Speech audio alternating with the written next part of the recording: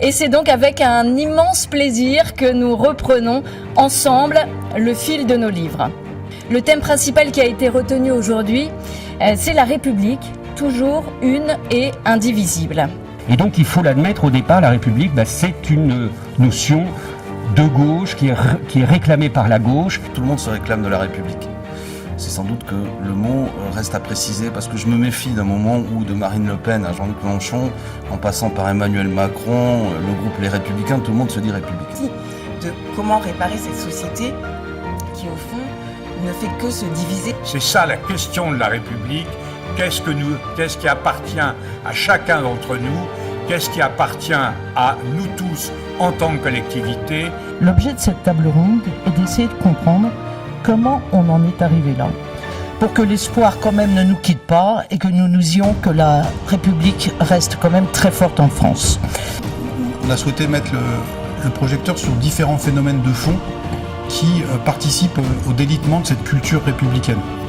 Bien sûr, il y a les questions d'immigration, mais notre table ronde, c'est qu'est-ce qui défait la République? Il y a plusieurs moments dans l'histoire de la République où elle a failli être défait. Notre conversation, c'est ce qui défait la République, mais il faut avoir conscience que ce qui défait la République défait en général, en ce moment même, la plupart des démocraties postmodernes. C'est un désamour de la démocratie. Nous mettons tous le doigt dessus et nous la voyons tous. Et il faudrait être fou pour ne pas en voir les signes. La République est-elle capable de résister à tout? Est-elle plus forte que tout? C'est-à-dire que ce serait de très mauvaise méthode de considérer que tout est toujours présent d'éternité, que tous les bienfaits sont là d'éternité. En général, c'est plutôt les méfaits qui s'imposent et les bienfaits qui supposent du travail humain. Et c'est vrai de la démocratie, c'est vrai des libertés et c'est vrai évidemment de la République. Et je crois qu'aujourd'hui, il faut être clair, je pense qu'on a rappelé les chocs.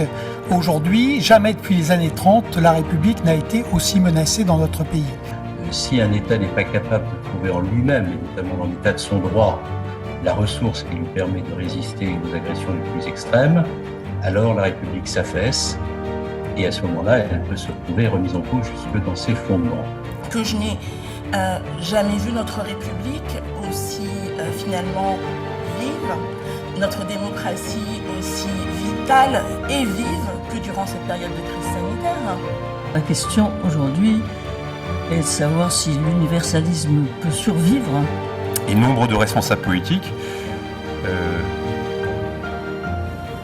notamment sur les bords les plus extrêmes, en viennent à nier, j'ai ce sentiment, l'égalité des vies humaines, des droits et des choix des uns et des autres. Pour moi aujourd'hui, le vrai problème politique, c'est la question de la possibilité de faire exister une résistance à cette montée du communautarisme qui ne soit pas prise dans cette fameuse tenaille gauche-droite. Et c'est une erreur de se croire immédiatement universel. On est toujours c'est à travers des médiations qu'on accède à l'universalité. Même ceux qui aiment se dire citoyens du monde. On n'est pas citoyens du monde de la même manière quand on est à New York, à Washington, à Oslo, à Montréal, à Québec. Nous vivons nos sociétés modernes, les effets de plusieurs crises. Je ne rentre pas évidemment dans le détail dans ces 5 minutes. Le monde a énormément changé au cours de ces 30-40 dernières années.